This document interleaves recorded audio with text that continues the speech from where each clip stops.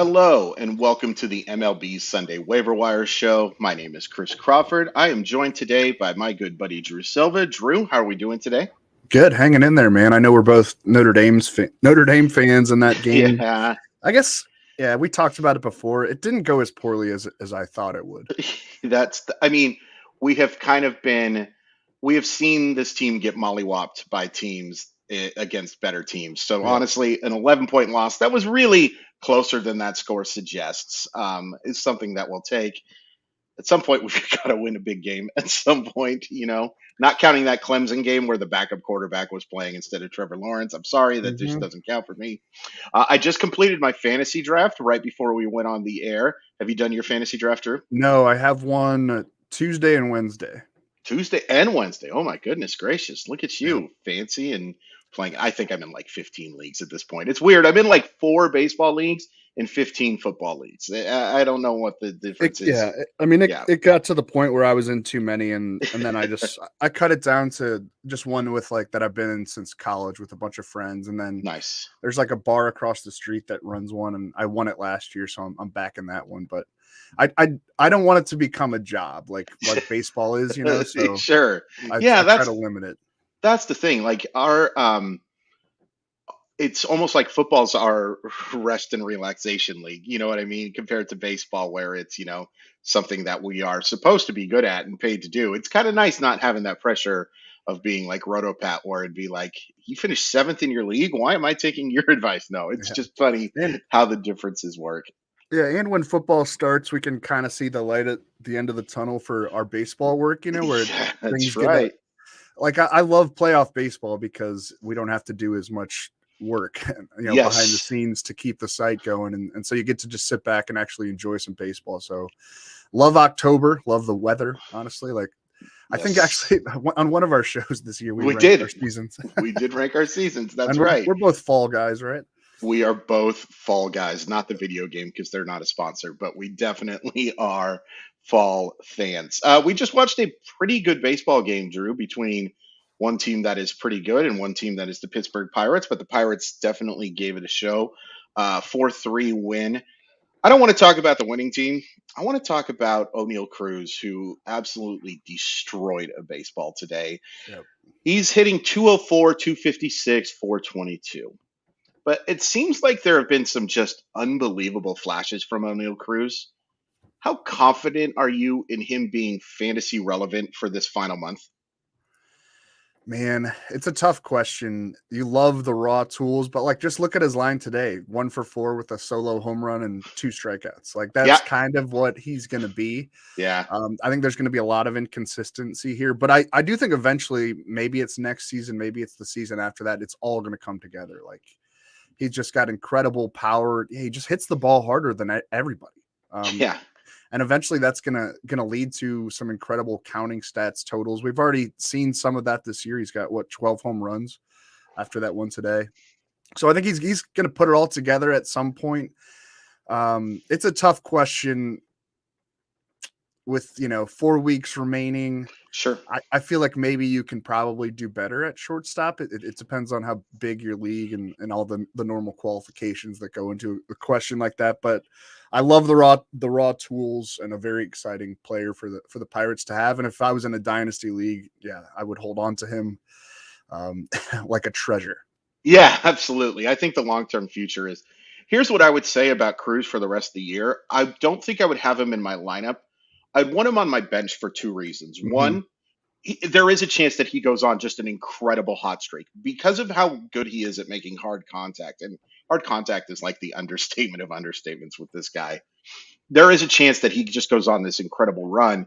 And the main reason I want him on my bench is I don't want him on somebody else's roster for this Exactly. final. Yeah.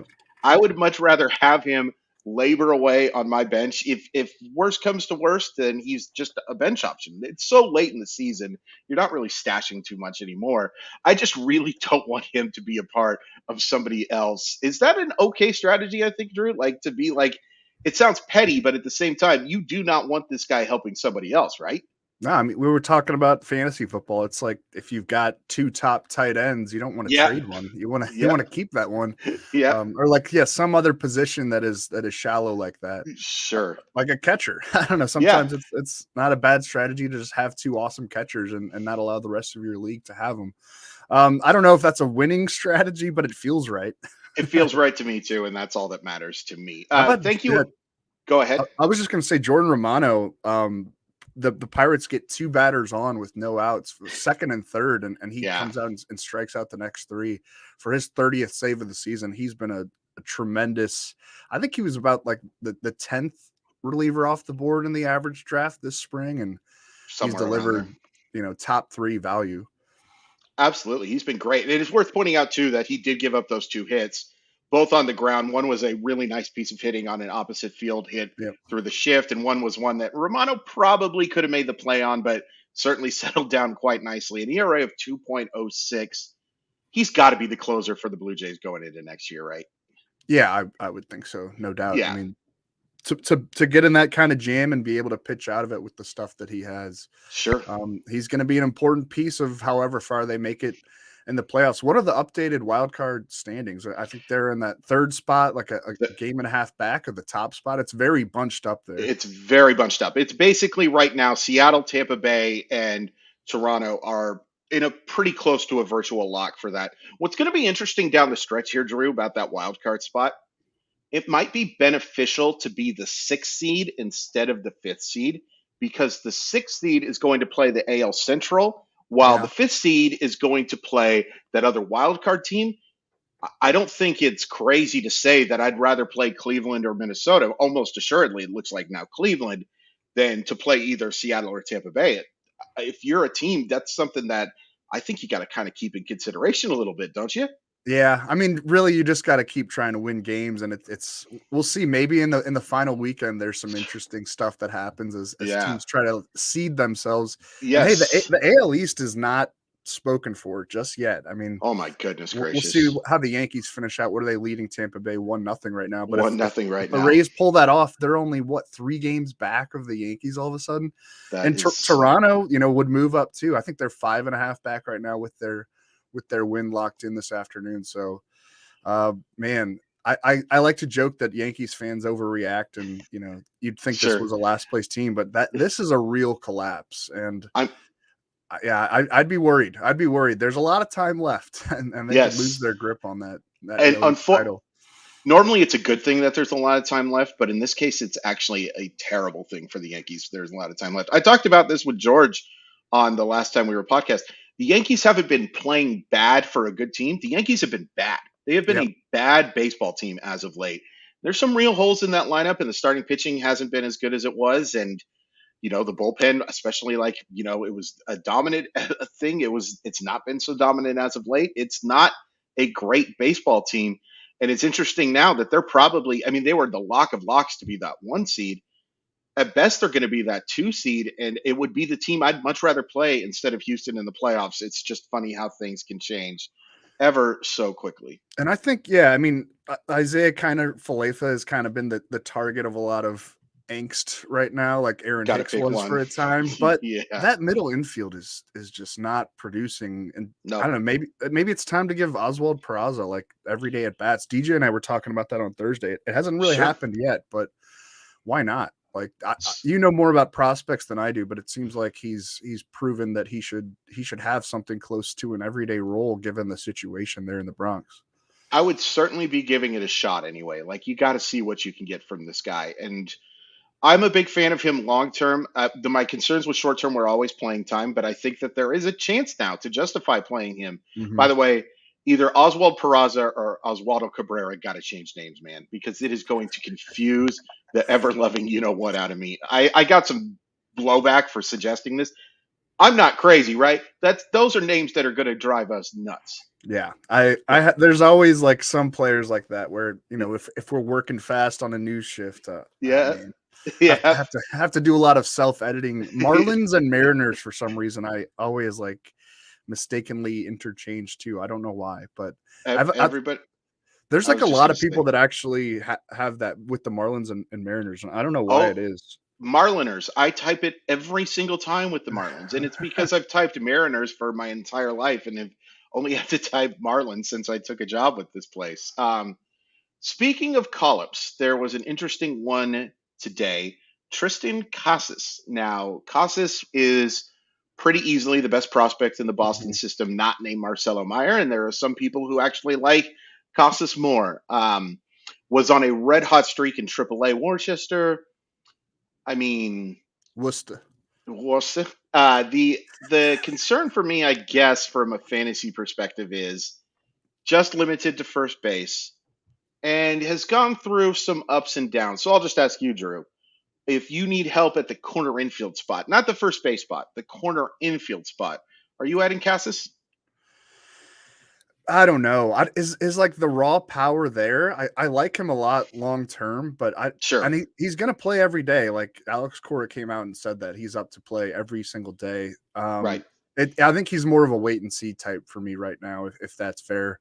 Like Yeah. what are it, 12 home runs in 76 games this year, and I know that he had turned it on lately, like you mentioned, but Right. I don't know if I'm buying into him right away as like a fantasy relevant first baseman because there's a lot of options there, first base DH types, and I think you can probably do better. But I'm excited to see what he can do down the stretch with that everyday playing time. I am too. And I will say that the raw power is certainly there. The in game power still has some work. And I think he's going to have to become more assertive at the plate because he's a really patient hitter. If Yeah. I'm playing in an on base percentage league, it's always risky with rookies with this type of thing because you don't know how the approach is necessarily going to transfer over. I'm more interested in him because I think he is going to be a guy who draws a good amount of walks. In a normal league, it's tough. The corner infield position is still a pretty good one, even though third base is bad, because first base is actually pretty darn good right now. Mhm. Definitely a guy I'm monitoring, though. This is a really tough one. I ranked him, I believe, fourth on my final list of top 10 prospects.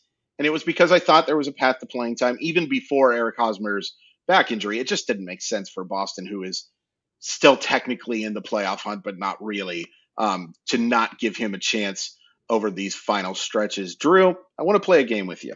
All right. Hit me. What I normally do is don't tell Drew about these games because it's much more interesting when I'm getting the live version of Drew. So we're going to do that. I'm going to talk about some recent call-ups, and I'm going to set the over/under at 120. And what 120 is their draft position next year. Baby. Okay, and we're going to talk about some call-ups. So let's start with the big one. Number one, the number one prospect in baseball who is up right now, Corbin Carroll. He will be under 120th overall with that power speed skill set. And I would assume an opening day roster spot going into next season. And I like what the Diamondbacks are doing in general. Like that's a pretty exciting young team. And I hope they don't trade like Zach Gallen this winter. I think they're ready to take the next step. And I actually liked them a little bit coming into the year. And right now, what do they have a better record than the Giants, or it's become pretty close here down the stretch? They're a half game back, so yeah, Yeah. they're basically even with them. Some of that has to do with San Francisco falling apart. I I think had a I think Carroll will be top 100. Is that I crazy? s- I made a hot take McGee with Colin on our last show, and hot take McGee is a character that I debuted. Hmm. He's not very good, but he does have hot takes. I would draft Corbin Carroll ahead of where Bobby Witt was going next year. And the reason why that's a hot take a little bit is because of shortstop versus outfield. Mm-hmm. But I just believe in this guy's skill set so much. I can see him being a five category player next year. My concern with Bobby Witt was average, and we've seen, it fluctuate this year. He makes a lot of hard contact, but he also has some work to do with his approach. Corbin Carroll has very little work to do with his approach. I think Corbin Carroll should easily be the first rookie off the board next year, and I want him. I'm making sure I have him on my roster, so I don't mind using a top 70 pick on him, and that's right around where Witt Jr. went. It might be a little aggressive. It might be just me loving prospects a little too much, but I just think this guy's skill set is so good, and he has such a golden opportunity with Arizona that I'm making sure that I have him on my roster. Yeah, I mean he's taken all the steps forward that you want from a development standpoint since being drafted in 2019. It's all clicking. I think he's a a superstar in the making. And man, Bobby Witt deserves a little more credit. I He think. does. I mean, he's delivered. He's got a 2020 season as a rookie. You would have taken Yeah, that like before the year. I know that the rate stats are a little concerning. He needs to get on base more, sure. but I think it's been a great rookie season for him. And yeah, he went a little high for my liking in drafts this spring. I don't think I have any shares. I haven't been one league. Nice. But yeah, I mean, you have to be pretty happy with that with 20 home runs and 20 stolen bases. He's killed your average a bit probably, but I think Bobby Witt has been great and it's going to continue to be great. I think I would agree with you though. I would take Carroll over Witt next year. Yeah. We can review this when we get to next spring, but Yeah. that seems like the answer right now. Next spring seems so far away and yet so close as well, Drew. How about Gunnar Henderson? He will be over 120th overall. Okay. How about 150th? I'm going to go 140 in the 140 range. Okay, so right in between. Yeah, I think Yeah. that's fair. I really like kind that. of kind of a similar skill set to Carroll, wouldn't you say? Yeah, absolutely. And the difference, of course, is that there's the fact that he probably will have shortstop eligibility next year, if not third base. And third base is, like we've talked about a whole bunch, not the greatest position right now. So Mhm. either one, I want him on my roster. I guess the concern with me is that I could see Henderson opening the year in AAA where I don't think Carroll is going to open it. Is that fair? Yep, I would agree with that. And Yeah. it could just be like an sort of an age and readiness thing. I know that Carroll's like just a couple months older than Henderson. But I agree with you. It wouldn't shock me if Henderson opens the year. I wonder though, man, he's been playing like all around the infield so far. If he comes into the spring with third base, shortstop, and second base eligibility, like if all he has to do is appear in 5 games there, at least for Yahoo standards, that would make him a really attractive pick on draft day. I think he'd be pretty excited about that. But yeah, I'm gonna go with Carroll over Henderson as well. So this guy hasn't been called up, but let's say that Gabriel Moreno has the starting catching job in Toronto next year, and we'll go 150 again, over or under? Man, catcher's so hard. Yeah. I'm gonna go over, but I would love to make him my like catcher around pick 175 or something if he Sure. lasts that long. Maybe he doesn't. Yeah. But I've talked to DJ a ton about it, and we had Sarah Langs on talking about it. The catcher position has started to get a real influx of young talent. Oh my goodness gracious! And there's yes. more on the way. Francisco Alvarez, who's like one of the top prospects in baseball right now. Has he risen to the top now that the other prospects have graduated? He is number 1 on my list now because of the fact that with my list, I do it real time. So if you're in the major leagues, you're not considered a prospect to me. So Right. Francisco Alvarez is the number 1 prospect for me. I will say this, when we do our magazine, I think the number 1 prospect for me, I need to talk to a few more people about this guy. I think Jackson Chourio is going to be my number 1 prospect. I am just like the video that I watch of this dude and the few people that I have talked to him about this guy suggest that this is an Acuna-esque talent. And I don't say that lightly. Like there are plus tools everywhere. And he's not quite like the superstar defender that some of these guys are. I think it's going to be a 3-man battle because Corbin Carroll won't have prospect eligibility when we're done. Gunnar Henderson won't have prospect eligibility when we're done, assuming there's, God forbid, knocking on all the fake wood in the house, there's not an injury or something like that. I really think that might be him, and that's an amazing run for a guy who was basically not talked about whatsoever. I can't remember that ever happening, from going to being, at the very least, one of the top 5 prospects in baseball, from being a guy who was interesting, signed a fairly large bonus. Yeah. I can't remember anyone having this meteoric of a rise. He is 18 years old, so we should pump the brakes a bit. Yes, he's not going to help you next year. I'll tell you. Right? Yeah. Do you think he probably won't be up next year? Will he? The fact that he's would in be high A right now gives him a shot. Like if Milwaukee is aggressive and gives him a double A assignment to begin the year, then he's got a shot. because anybody who's starting in high A, there are exceptions to this. There are guys who have come up from, low A even that have made major league debuts in the same year. But overwhelmingly, you got to start at double A to get that major league chance. And if he does, like, he's someone you have to rush to add because he can contribute in every single category. One concern is the fact that 103 strikeouts to 28 walks is not great in 88 games. But I mean, to say the ball jumps off his bat and everything, And yeah, no, I go was ahead. just gonna say situationally, like you think the Brewers need offense. Like Yeah, they kind of have a window here where they're not going to be able to lock up Burns, Woodruff, and Freddie Peralta. Like I think one of those guys, maybe two of them, are going to get away. It's the smallest market in the majors. I think they probably do fine financially, but they can't run a $200 million payroll, and no, they have Christian Yelich on the books. So maybe they have to get a little bit aggressive with Churio. And if he keeps moving up these levels and keeps proving that he is good enough to handle it, maybe we do see him at age 19, which would be nuts, or age 20. yeah, He wouldn't be like the first dude to get a shot that young. It's usually no, like the guys that come in as top prospects right away. But exactly.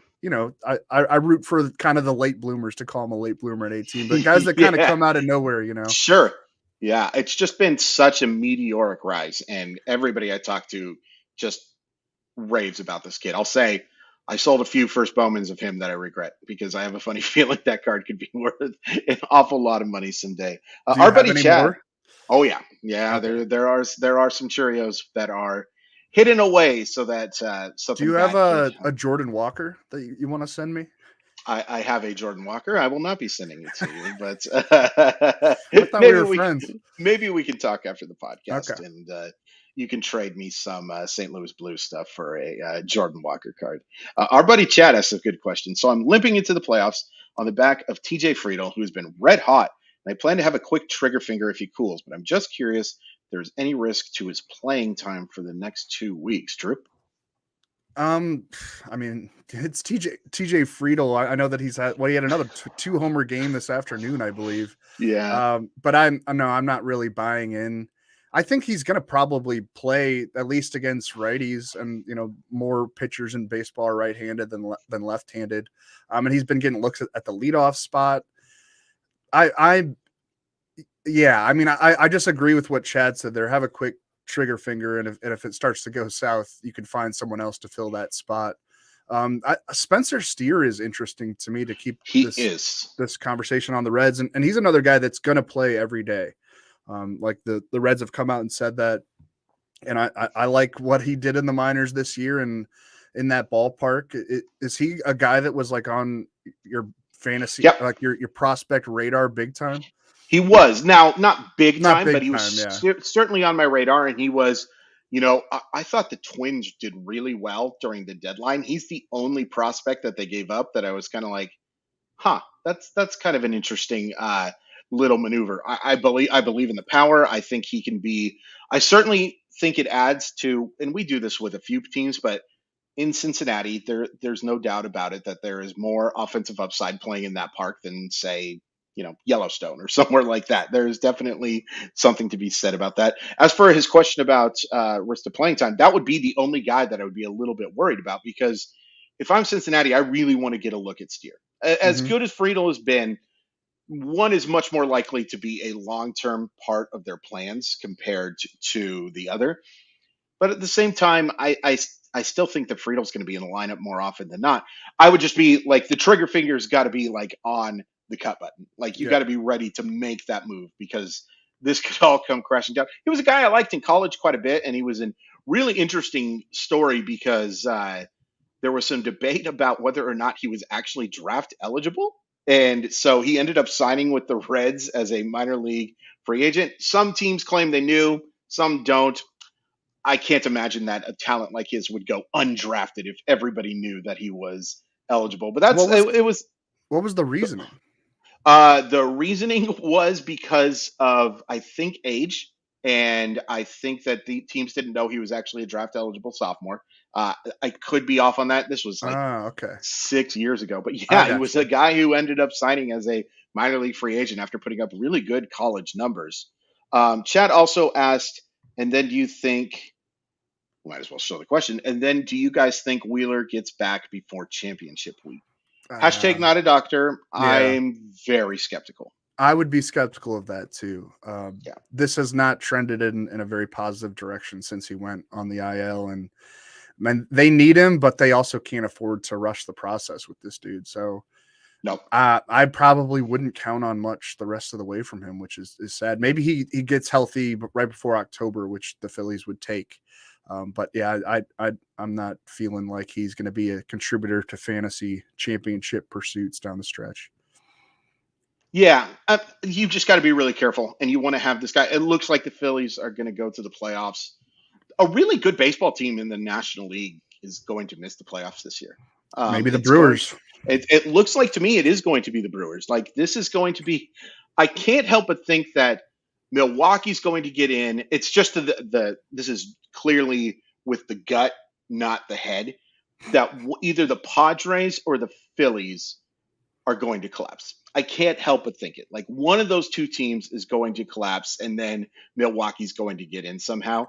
There's no scientific evidence of it other than the fact it just seems like something that could happen. I would be nervous if I were the Phillies. I Yeah. think that has the most collapse script Well, to it. history kind of tells the story Yeah, I there a little know. bit too. Yeah, I mean, and I don't know if I'm checking my biases at the door, just like recency bias of just having seen it since what they haven't made the playoffs since 2011, right? yeah, yeah. Yeah. Uh, I'm honestly the Mariners. I think their playoff odds are like 97% now, and mostly it's because the AL East has to play each other a whole bunch. So the Mariners are just going to be like, "Hello, this fallout," and also the Mariners do not play a team with a winning record after September 15th, Wow. which is it's very a lot of Detroit, a lot of Kansas City, a lot of Oakland. What a great time to be playing those teams. Um, a bunch of people are talking about Arsenal getting robbed today. Drew, did you watch any of the soccer this morning? I actually did have it on for a little bit, but I guess I need to change my background because I have to state once again that I'm not. I Not actually an Arsenal fan. despise Arsenal because I hate Stan Kroenke, and he moved my Rams out of Yes. St. Louis. So Yeah. at some point, I might change my background, but it's my rebellion against people that have like planned backgrounds. That's all that is. And my As little a brother lived by the stadium. oh, that's cool. Yeah, he lived over in England for a year, right between high school and college, which was such a good idea. I think we should So all the gap year should be more of a thing than it is in the U.S. you bet your sweet bippy that should be. I think it's a really important thing. I wish I would have done it. So my Totally. my family was on my dad's side was all born in England. I was the Mm, first American born on my side, wow. but they're from Swindon, so I get to follow Swindon Town FC. Not going so well in these last few years, but I'm also a Chelsea fan because I like to root for teams that everybody hates, like Notre Dame. Yeah. It's I have very few friends being a fan of Duke basketball, Notre Dame football, and Chelsea soccer. Oh, I that am guy. basically, yeah. Everybody assumes I would like the Yankees, but I they're have not a my Chelsea flag right over there. nice. There's a Bayern scarf right up there. So yeah, I'm the typical like American soccer poser. I don't have a team. I've tried to get into teams. I've been liking watching Leeds this year because they have a bunch of Americans. I generally Nice. just I root for Americans, and I want the U.S. men's national team to be. That's like one of my favorite teams. The U.S. and women's and men's team. I love watching them, especially the women because they're good. Oh gosh, they're so good. Speaking of that, we won't ever get a chance to talk about this on the podcast before it, I don't think. Do you give the US any chance of like doing any damage in the World Cup? I feel like they should get out of their group at least. Who was it? It's Yes, us, England, Wales, and Iran. that's correct. Yeah. Yeah, I feel like it would be a major disappointment if they don't at least get to the round of 32. And I think they're good enough to get to the quarterfinal. Now, a lot of that is going to have to depend on matchups. You know what I'm saying? Like they're going to maybe need to win the group and get a lucky matchup. I forget who it is that's out of that next group, but it's time to get into a quarterfinal or not a quarterfinal, excuse me, a top 16. A And that, quarterfinal's yeah, pretty tough. Like top that eight's that, a lot to ask, but that U.S. England game on the Friday after Thanksgiving. Yes. I'm Oh already my gosh. hydrating. I'm in preparation for it. It's gonna be Yeah. wild. But I went to the Cardinals game on Friday night with a buddy who played big time college soccer. He started at Vanderbilt and then they dropped their program and he finished at Georgetown. But he knows his stuff and he doesn't think we're going to get out of the group. So I don't know if he's pessimistic or he knows more about soccer than I do. And he's not optimistic. He thinks we're another like 4, maybe the next World Cup. And I've been hearing that my entire life, but Yeah. I don't know. I Are they trust coming his to word. Are they coming to St. Louis, by the way? Is there Nah, I no? wish. I think there's a Kansas City game, I Oh, believe. That might not be correct, but uh, I think Chicago. you're right. No, they're going to Kansas City for sure. Yeah. And Chicago. They're definitely coming to Seattle. I will be planning a vacation to get out of around this area because the traffic is just going to be Yeah. absolutely insane. And I have a funny feeling that the U.S. might play a game there just because Seattle soccer scene is incredible. Yeah. You should really come up for a Sounders game at some point. Yeah, man. Yeah. I mean, Yeah, St. Louis is getting their MLS team that starts next spring. there we go. So I would We love it. That'd be a great reason to take a road trip up there. I've never been to the Pacific Northwest at all. It's beautiful. It's I'm so sure. beautiful, man. Chad asked a real quick question, and then we'll get into two start options. Are you guys buying on Cody Morris after 40% of the Guardians rotation went on IL in a span of 5 minutes? Boy, that was crazy. Like just a real quick change of that. I'll say that I'm intrigued by Cody Morris. It's going to be matchup dependent. Like he has really good swing and miss stuff. I thought he pitched better than the line suggested against Seattle. Mm. Didn't exactly. Also thought Xavier Curry actually pitched much better than the line suggested in his start. Just the command just completely fell apart on him late in that game. But if Cody Morris is facing an AL Central team, I think that's a really interesting buy. Yeah, I mean, I didn't know a ton about him until I was writing up September call-ups. When Sure. was that on Thursday? Yeah. And I know that he was injured for most of the year, but the numbers he put up once he returned to action there at Columbus was pretty eye-popping. Yeah. Um, I guess I worry about. Well, I don't know. With workload, he should be good to go because he hasn't really pitched much this summer. Like I think he only had 20 innings between the Arizona Complex League and AAA Columbus. So he should be ready to rock, I guess. When they brought him up, I assumed it was to fill a bullpen role, and maybe they Right. thought that too.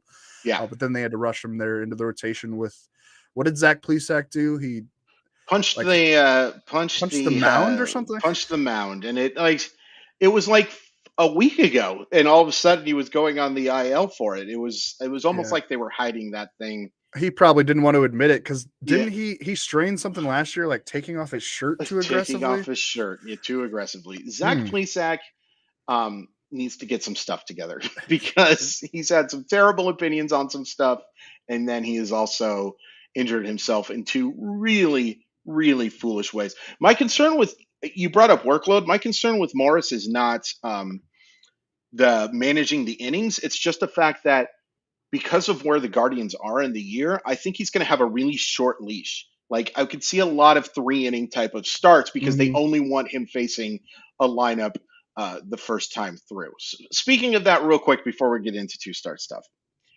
Max Fried. So the last time I checked, he had thrown a 5 inning no hitter, Before the rain delay. and before the rain delay, and there is a decent chance that that game is not going to get started. Is it a no hitter? No, let's be real. Yeah. I mean, it's a great performance, and we Yeah. can leave it at that. Like Bumgarner Sure. didn't get one for his 7 inning doubleheader. Was that last year? 2 years ago? Last year? I think it was last year. Yeah. So no, that's not a no hitter. It's only 5 innings. Okay, so I agree with you, but I would say that the 7 inning no hitter should have absolutely counted as a no hitter. It is not Madison Bumgarner's fault that this was a 7 inning game. So, and it was fully scheduled. To me, that absolutely should have been a no hitter. What I consider a no hitter, and this is so subjective, Is when you you don't gotta allow go any hits. when you don't allow any hits. That's God, you're so good at this. What I consider is you got to go through the lineup twice. If you go through the lineup twice, you get your no hitter. Free did not go through the lineup twice. I don't think it can count as a no hitter. Let me ask you this then. I was talking about my little brother. He threw a perfect game in high school against a team that they mercy ruled. I think they won 15-0. He threw 5 perfect innings. Is that a perfect game? Yes, because it's not. It's I don't know why it's different than a rain delay, but it just is. Like, it's not his fault He that the did his team was. job. He Yeah. did the job, man. It Yep. is just. I don't know why that's different. That's pretty cool though. 5 perfect innings is pretty nice. It was against a very bad team. I was there, but I hope your brother's not watching this. That you took I'm away sure all he of doesn't his. watch. No, he Oh, knows. We've talked about it. It's cool. It's cool that he yeah. did that. Did Evan play baseball in high school? Let me see. No, he was the manager. Like kept the book. Not the manager, but like kept the stat book up. For some reason, that was called the manager, and which I did that Oh, too. Once I didn't make varsity, the coaches were very nice about it. They're like, yeah, you're not on the team, but we'd actually like to have you around if you want so to. you Yeah. you guys went though to a high school where making the team is like difficult. You know what I Not mean? Like not baseball. not as Certainly much baseball. no. Basketball and soccer were they're a powerhouse in those two. Gotcha. But now I mean they've like won a few state titles, but it's not like a big Few. time A baseball few state powerhouse. titles, just a few state titles. There are high schools that never even make the playoffs, Drew. It is absolutely But an like accomplishment. they've produced one MLB player, Austin Allen, actually, who's on the Yeah. Cardinals now. And they've had a couple other kids drafted that never made it to the majors. There was a kid in my class, Drew Wordak, who pitched at Purdue, and I think the Rays drafted him in like the 30th round or something. And I don't think he got out of A ball, but he threw hard. I had to face him a few times. I could practice. Nice. I couldn't hit 93. That's why I didn't make varsity. When's Austin Allen coming on the podcast? Actually, that's a good idea. I'm sure I could. Yeah. I've tried to get Jason Tatum, and he didn't look at my DM. He does follow me though, That's pretty great. and he's in town. He threw out the first pitch at the Cardinals game that has now been delayed for 3 hours. But yeah, I was trying to get Tatum. Didn't really happen. Did you hear about Tatum and LeBron playing in that Seattle event a Yep. few weeks ago? What was that thing? So Cool, Jamal Crawford hosts this thing. It's called the Crossover. What spelled CRAW, where he brings up a bunch of NBA players and former players and celebrities, and they play in just like they don't play in big gyms. They play like in pickup game stuff. So he got LeBron James, Jason Tatum, Chet Holmgren. We won't talk about what happened with Chet Holmgren, unfortunately, at that thing. What a horrible time. Of course, you can't blame the gym. It was just LeBron James being so much stronger than every human being in the entire world and Chet Holmgren he makes Tristan McKenzie look like me. I mean, there is just like not a lot of bulk on that guy. It kind of felt like the risk was there that something like this might happen. Yeah, but it's cool. It's cool that he does that stuff. Yeah. I tried to forget that Tatum was at that Ohio State Notre Dame game wearing an Ohio State jersey last night. Oh, I'm so sorry. Man, I don't even like thinking about the game. Let's finish the show. Let's finish the show with some 2-start options, Drew. Give me some guys that this is big time now. We're talking about playoffs. We're talking about if it's not playoffs, we're talking about getting into the playoffs. Who are some guys that you really want on your roster that are 2-start options? I mean, there's the obvious ones: Garrett Cole, Framber Valdez, Kevin Gausman, Lance Lynn, Logan Webb, not Zach Wheeler, Brandon Woodruff. Sure. Those are obvious ones. And then like Taijuan Walker at the Pirates, at the Marlins, he's definitely someone you plug in. Tristan McKenzie at the Royals, at the Twins. For sure. Jack Flaherty is an interesting one. He's going to pitch against the Nationals on Monday. Definitely start him for that one. And then gets at Pittsburgh. The Cardinals still have 9 games left against Pittsburgh, which is wonderful. I'm interested to see. I don't know what to expect with Flaherty. He looked really good in his final 2 rehab starts, and the velocity came back. Like he hit 99 with his fastball, which I don't think he's done in the majors. I can't remember it anyway. So maybe this period of rest like really actually helped that shoulder heal, and he's going to be a force down the stretch.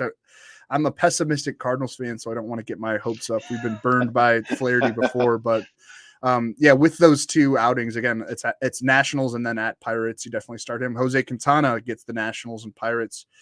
Johnny Cueto at Mariners, at Athletics. Then there's like some questionable guys. Jesus Luzardo has had really good highs this year and then kind of a lot of lows. He has at the Phillies and then the Mets. Justin Steele, who's been tremendous in the second half, Reds, Giants. I think you definitely want to play him Freddie Peralta at Coors Field, but then he gets the Reds at home. I think you definitely play him. Joe Ryan at the Yankees and then the Guardians. Michael Wacha has at Rays, at Orioles.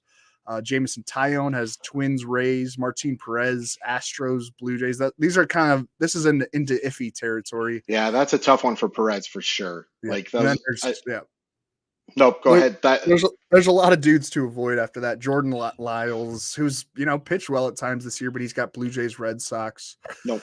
Luis Patino has the Red Sox, Yankees. Justin Dunn. I kind of like Justin Dunn, but I do too. Yeah, and it's at Cubs, at Brewers. Maybe you get something out of that if you're really desperate. Cole Irvin, I guess he gets Braves, White Sox, which is not very fruitful laid out like that, but he's been pretty good in the second half. I think his last start, I had some action on his last start and it did not go well, but he's had a good second half overall and pitches really deep into games, which is a valuable thing in fantasy. Even if he doesn't have the best swing and miss stuff, he could get you a win or just some strikeouts by the number of batters that he's facing. Real quick, that kind of does it though. How about I don't think he's a 2-start option this week, but what do you think about Ken Waldachuk, a guy who I was a big fan of and was the big part of that trade? Is he someone that you can think about as a streamer, Drew? I kind of think he is. Yeah, I mean, dude, that incredible strikeout rate between the Yankees and Athletics AAA teams this year. He's not a 2-start guy. It looks like his next outing is going to be Thursday against the White Sox. I'd start him. Yeah. Why not, man? There's probably going to be some bad blowups with some issues with command. We saw that in his debut, but yeah, he misses bats, and you want that whiff rate probably on your roster. How much Wald would a Waldachuk chuck if a Waldachuk could chuck? Would. I just wanted to get that out of the way. This was our final Sunday. Thank you, sir. This was our final waiver wire show of the year, and I just wanted to say thank you to everybody who tuned into these things. They were a ton of fun to record. Drew's been my guest a bunch. He was the guest for every time that I wasn't able to do it. Thank you so much to him for taking time out of his very valuable Sundays. Drew has a big plan every Sunday. He usually goes to the farmer's market, picks out avocados. It is my shopping day. I bet avocados are expensive in Missouri. Because I don't know. I just watched a documentary recently about the avocados industry. It's pretty bad. You can get one for $1 a piece. That's not bad. Yeah. That's not bad. Avocados, pretty good. Thank you again, everybody who tuned in to us. This was a lot of fun to do. Stay tuned on Wednesday for Colin and I. Will be doing our normal podcast, and we'll still be doing 2 podcasts a week through at least the postseason, I believe, and then we'll see where things go. But thank you again, everybody who tuned in. Please hit the like button. Please hit the subscribe button. You can follow me on Twitter at Crawford_MILB. And you can follow Drew Silva at Drew Silv. Again, we know why that A is missing from the last time we did this show. Stay tuned for that show next week, and we will talk to you guys very soon.